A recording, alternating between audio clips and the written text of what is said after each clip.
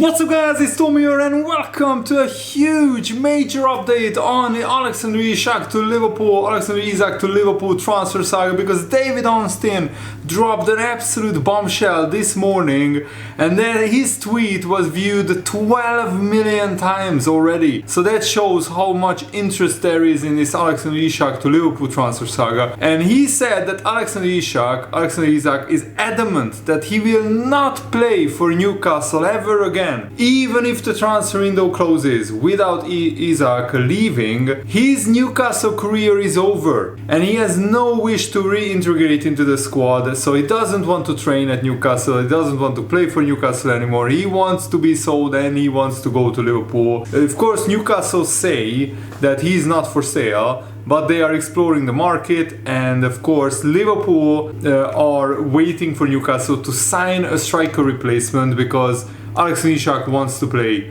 for Liverpool. That is confirmed by David Ornstein, who has sources inside Liverpool Football Club, and probably Isak's agent has briefed David Ornstein and some other journalists as well. So Isak regards his Newcastle career as finished and he has no desire to come back, to train, to reintegrate into the squad. And David Ornstein writes that Isak's perspective is that after being informed last summer that a new contract would not be offered to him because of Newcastle's need to comply with football's financial rules, Isak already having a lucrative deal until 2028, he made it clear last summer that that would be his last season at Newcastle. Isak told Newcastle 1 year ago that he wants to leave this summer, and yet they are acting like Isak is the bad guy. And of course the Newcastle are doing a brilliant PR campaign, saving their image and tarnishing Isak's reputation, because look at all the Newcastle fans, they are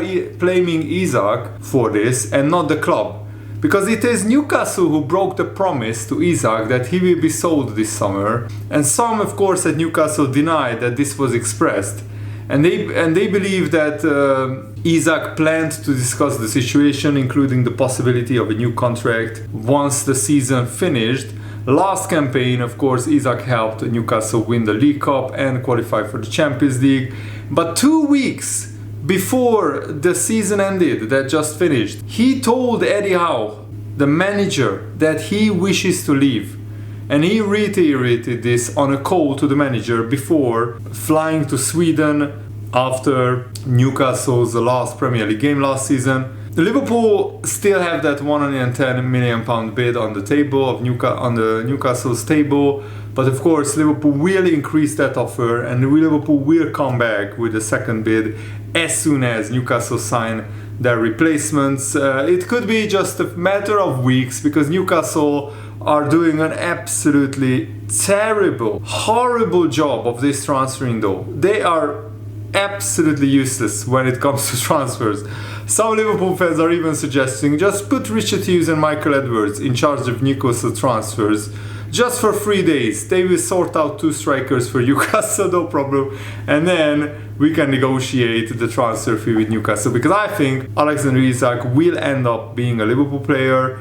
It's just that Newcastle are terrible at signing a new striker. They got rejected by 8 strikers already in this transfer window. And Melis already, another journalist, explained that why Alexander Isak and his agent are really frustrated, because they feel that they very clearly and respectfully informed Newcastle of their desire to leave, and in doing so, it afforded Newcastle the chance to attack the market on the front foot and secure a quality replacement long before it reached this absolute mess that Newcastle find themselves in, that they missed out on their 8 transfer targets for a potential striker. It's not Isak's fault that Newcastle have had a shocking transfer window, missing out on so many of their top targets. If anything, it probably hardens Isak's belief that Newcastle's ambition doesn't align with his ambition, because Isak wants to be the best. He wants to win the Champions League, he wants to win the Premier League, and Newcastle are not built like that. Newcastle are not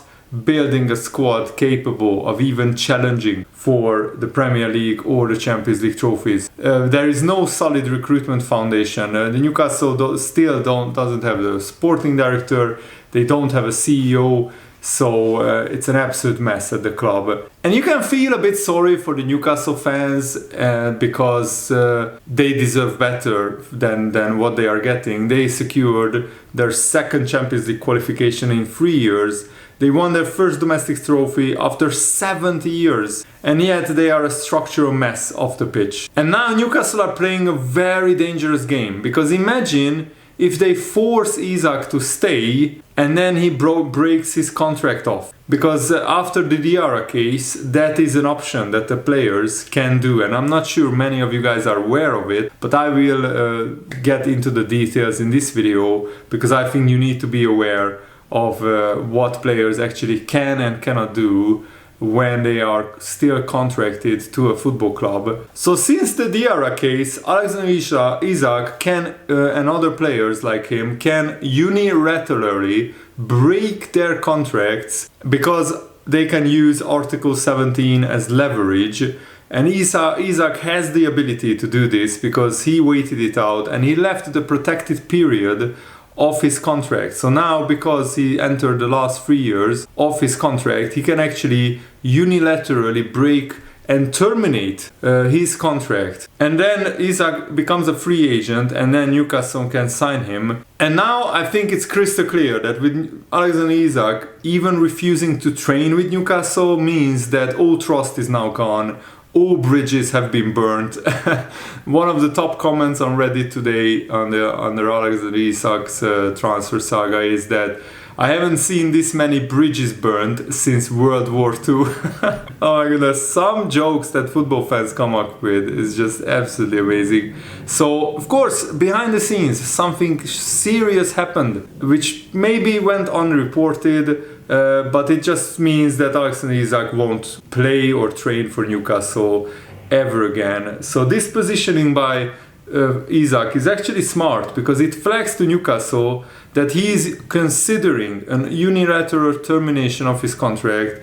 And if it's done right, that could leave Newcastle with just a few £1 million in damages, and that gives them little choice but to sell. And the longer they drag it out, the less they will get. Because maybe if Newcastle signaled to Liverpool that they would sell him, that they would sell Isak, like at the beginning of August, they could have got 440 million. Now Liverpool will only bid 125 million for Isak because they know Isak wants to leave and Newcastle are backed into a corner now. Because they cannot keep Alexander Isak, they risk losing him for just a few £1 million. Imagine if Isak terminates his contract unilaterally, invoking Article 17 of this Diara case, and then Newcastle are left with a few £1 million which will be awarded to them in damages. And then Liverpool can sign Isak for maybe a big signing bonus, but definitely not 130 million pounds. So you might ask, what is the Diara case? Well, the European Court of Justice in October 2024 ruled in favor of Lassana Diarra, who formerly played for Arsenal, Chelsea and Real Madrid, that they found that central parts of FIFA's transfer rules actually break EU law, European Union law.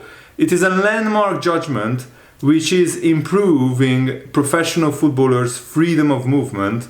So what does this mean now for footballers and football clubs? So FIFPro Europe, of course, who supported Diarra's legal claim, breaks down what the ruling signifies. So Lassana Diarra actually took FIFA to court because he had a dispute with Lokomotiv Moscow in 2014 and he left the Russian club at the age of 29, the peak of his career. He spent 1 year without a club. Diarra then had stints at Marseille and PSG before ending his playing career in 2019. And this decision by the courts actually stated that the consequences for players terminating a contract should be reasonable and predictable, which includes the notion that no player can be made responsible for any amount negotiated between clubs. So Alexander Isak doesn't have to pay Newcastle 130 million pounds if he terminates his contract.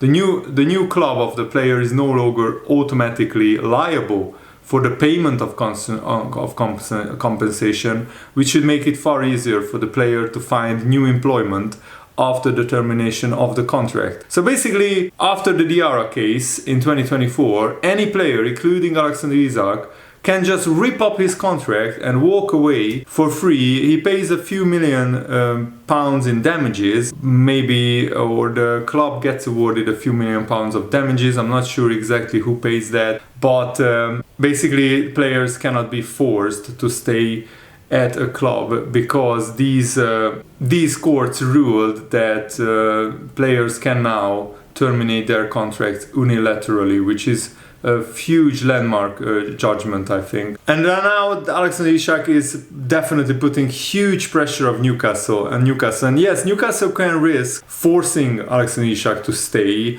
but that will create a toxic environment, unsustainable environment as well. So Isak is doing everything on his part to get his move to Liverpool, and also he might actually threaten Newcastle with terminating his contract unilaterally.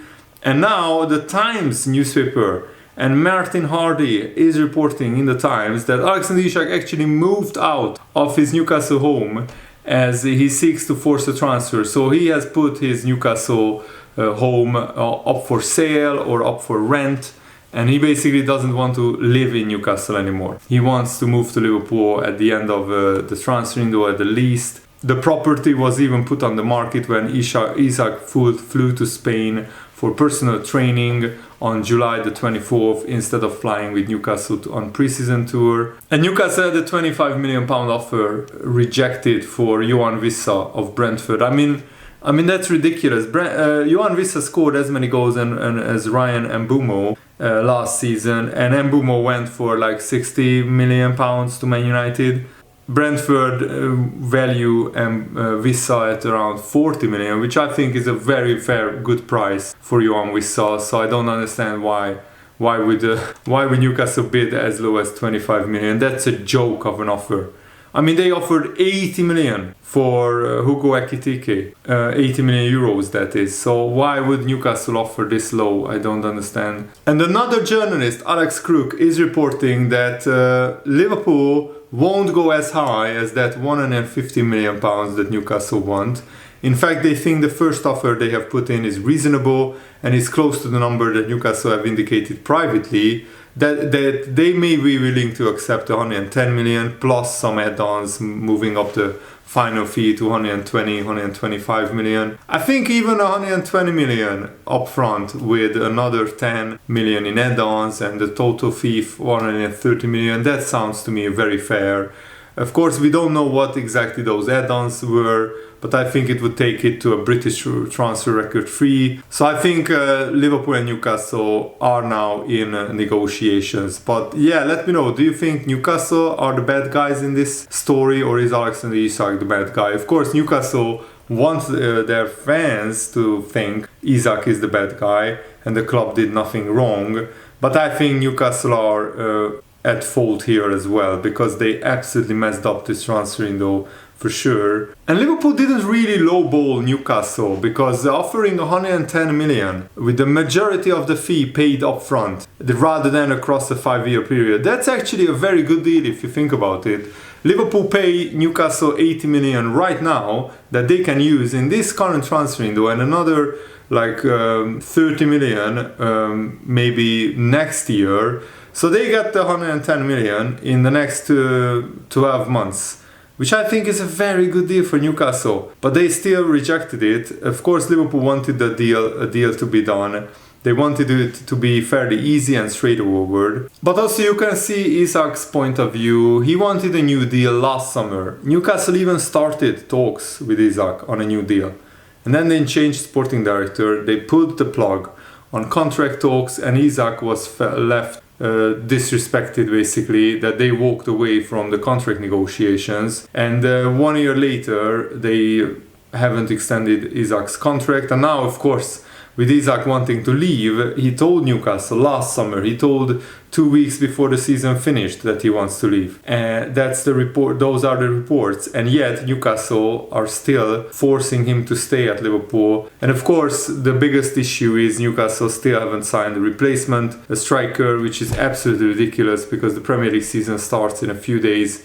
And they still don't have a striker because Isak is not playing for Newcastle. He will not play for Newcastle until the transfer window closes. So they start the season with no senior striker. How idiotic and dumb is that? I mean, they are an absolute mess. That's just my opinion. Let me know what is yours in the comments below. Thanks for watching. Have a nice day. See you later, guys. Goodbye.